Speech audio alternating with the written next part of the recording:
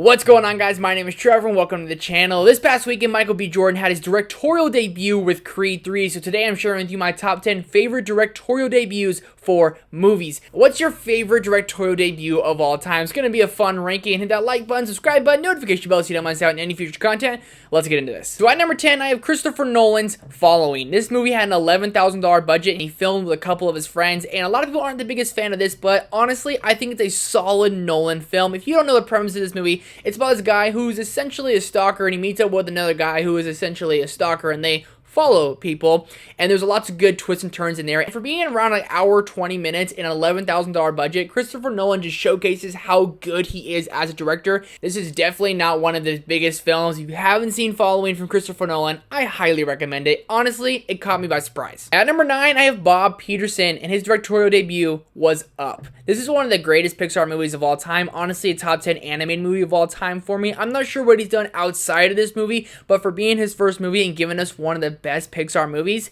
that says a lot, especially since Pixar has so many great movies under its studio. Bob Peterson came in and gave us one of the most heart-wrenching love stories of all time with Carl and Ellie, and takes us on one of the most wild adventures in Pixar history. Again, I'm not sure what Bob Peterson has done outside of Up, but for this being his first movie, that's impressive. At number 8, I have Greta Gerwig with Lady Bird. This is about two girls growing up in Sacramento and how boring it is, and I can attest to that because I still live in Sacramento and it's pretty boring. Greta Gerwig showcases her coming-of-age style with a great cast in Saoirse Ronan, Lucas Hedges, Timothée Chalamet, and this movie doesn't take itself too seriously. It's literally about a girl who calls herself Lady Bird growing up throughout high school, and for this being Greta Gerwig's freshman outing, it's really impressive because she just has that touch for coming of age. She has that flair. She has that spark that a director needs, and for this being her first movie, again, wildly impressive. At number 7, I have the master of horror, in my opinion, himself, James Wan. His first movie was Saw, and if you haven't seen Saw, this turned to one of the goriest, bloodiest horror franchises of all time, and James Wan created a masterpiece of a movie with a very little budget, and this movie did so well at the box office, and the way he tells this story has such an eerie vibe to it, and Billy the Puppet, and there's a dude literally dead in the middle of this bathroom. These two guys are locked in, and they're sitting there trying to figure out why they're locked in there.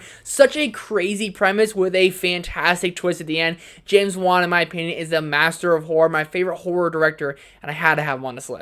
At number 6, I have Lin-Manuel Miranda, and his directorial debut was Tick, Tick, Boom. Tick, Tick, Boom was everything and more I wanted to be. If you're looking for inspiration or you're trying to make it in something, just watch Tick, Tick, Boom. That's exactly what this movie showcases. Lin-Manuel Miranda obviously is created In the Heights, Hamilton, but he goes from his Broadway brain all the way to making a movie about a guy trying to make it on Broadway, and I thought that was very creative, and Andrew Garfield turns in a fantastic performance, but Lin-Manuel's direction is just brilliant, and the musical aspects throughout this, they're just so subtle and they fit in the story so well. Tells a fantastic, inspiring story about one of his dear friends, Jonathan Larson.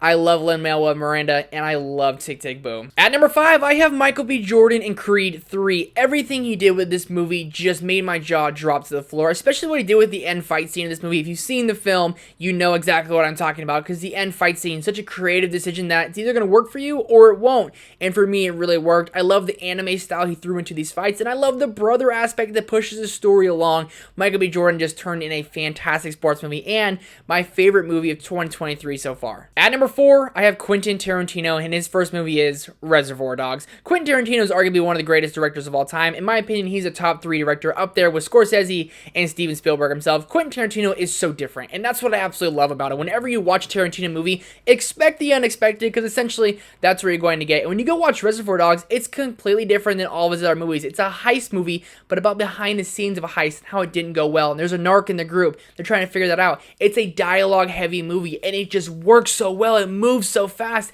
and it keeps you on the edge of your seat. You're trying to figure out, who is the narc? Where is this movie exactly going to go? Quentin has such a crazy style, and this movie is chaotic, and it just works on every level. It's about an hour and a half. I haven't seen all of Quentin's filmography, but Reservoir Dogs is easily one of my favorites. At number 3, I have Bradley Cooper for A Star Is Born. He was snubbed of a Best Director nomination at the Oscars, and I'm still not okay about it. This is one of my favorite movies of 2018, and Bradley Cooper just puts his flair all in this movie. Seems like a very seasoned director when he is showcasing everything on stage, from singing Pitch Perfect to Lady Gaga and capturing these big elements, telling such a heart-wrenching story that by the end is going to make you cry your eyes out. Cannot believe he did not get nominated for Best Director. I'm still bad about it. At number 2, I have Jordan Peele's Get Out. Get Out is one of the greatest thrillers of all time, if not the greatest, and Jordan Peele, again, seems like a very seasoned thriller horror director, and with the 3 movies he has after this movie, he's starting to become one of my favorite directors working today, and Get Out still is his best movie, which is insane, because Nope and Us were both great movies as well.